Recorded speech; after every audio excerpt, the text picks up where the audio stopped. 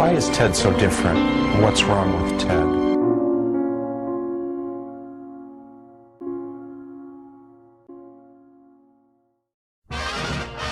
Ted was born and raised in Chicago, Illinois on May 22nd, 1942. I used to pick him up out of the crib, and he would be bouncing around, and he would nuzzle his head in my neck and chortle and gurgle and pull my hair, and he was a bundle of joy. At only 9 months old, he was hospitalized with a case of the hives. He didn't know I would be coming back. His little body was burning and itching. He wanted me to lift him and hold him and comfort him the way I always had. And I was gone. When Wanda went to pick up Ted, she had realized there was something very wrong with him. I took that baby home, and I rocked and coaxed and cajoled and hugged and sang to him, and it took days before he would look at me. And when he looked, it was a sober look. He became a sober baby. I never had that nuzzling in the neck and hair pulling again, ever.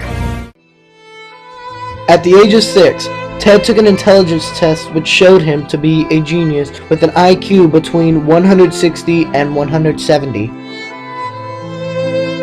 A year after this test, Ted gained a brother, David.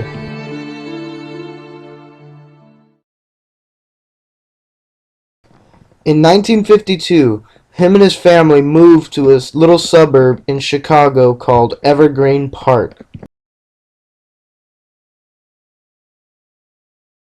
Ted's parents stressed education, and Ted really took to it. By the age of 12, Ted had a favorite book called Romping Through Mathematics, ranging from addition all the way to calculus. Ted was always different. He was always certainly eccentric. He had trouble making friends. He would go through periodic withdrawals, even from his close family members. Ted skipped his junior year, and when he was 16, he won admission to Harvard on a scholarship. Ted had preferred his books over his classmates. I could have been in classes with him and not realized it. Certainly he never came to me to talk about homework. And of course many other guys I had classes with did that. So he didn't use any opportunity to socialize. Ted's dorm room also added to his isolation due to the condition he had kept it in. It was the messiest room I've ever seen and ever will see. It was 2 to 3 feet deep in trash, and it smelled. Ted received his bachelor's degree in mathematics from Harvard University in 1962. He went on to graduate school at the University of Michigan, receiving his master's and then doctorate's degree in mathematics. In 1967, Ted was accepted into Berkeley as an assistant professor on a tenureship. Ted resigned his position after only 2 years. Even though the college tried to get him to stay, he left with no regret to doing so.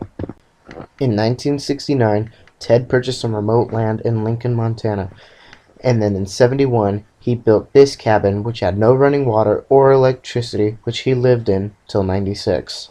Ted made 2 different types of bombs, one being a package bomb and the other being a letter bomb.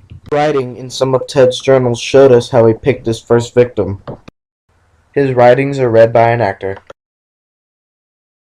I picked the name of the electrical engineering professor out of the catalog. The professor's name was Buckley Chris, who worked at Northwestern University.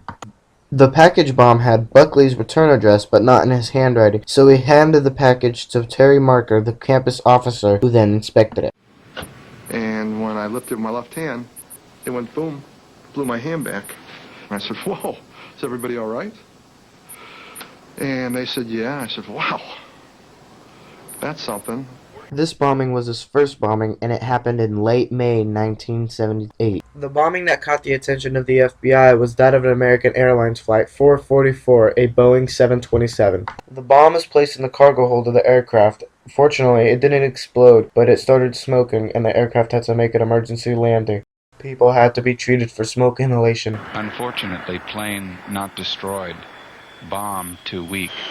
December 11th, 1989. Hugh Scruton, owner of Rentec Computer Store in Sacramento, was Ted's first fatality. Experiment 97. I planted a bomb disguised to look like a scrap of lumber behind Rentec Computer Store in Sacramento. Blown to bits. Excellent. Humane way to eliminate somebody. He probably never felt a thing. $25,000 reward offered. Rather flattering. Ted murdered 3 people and injured 23 others. His second murder victim was Thomas J. Mosser, an advertising executive, and his third was Gilbert P. Murray, a timber industry lobbyist. Ted was apprehended April 3rd, 1996, but what led up to his arrest? Through the widespread publication of this manuscript, there is a high likelihood of people recognizing individuals that have held similar philosophies to this. Ted's writing style was what had got him found out. You were very upset. I was very upset. You were so upset you didn't even tell me why. Linda Patrick, David's wife, had recognized some of the philosophies that Ted had while reading the manifesto. She tried to get David to read it, telling him that she thought his brother was the Unabomber. I found all kinds of reasons to tell her why it couldn't be Ted. I said, well, look, the guy hates to travel. He has no money. I'd never seen Ted violent. He'd never hurt a fly as far as I knew. A court-appointed psychiatrist diagnosed Ted with paranoid schizophrenia. In April of 1996, a federal grand jury charged Ted with illegally transporting, mailing, and using bombs. Ted was also charged with the 3 murders. Ted's lawyers wanted him to plead insanity, but Ted refused to because he believed he was perfectly sane. On January 22, 1998, Ted accepted a plea deal for life in prison without the possibility of parole instead of the death penalty. Ted is incarcerated at ADX Florence in Florence, Colorado as inmate number 04475-046. Written in Industrial Society and Its Future was Ted's reasons for his attacks, which was to stop industrial growth.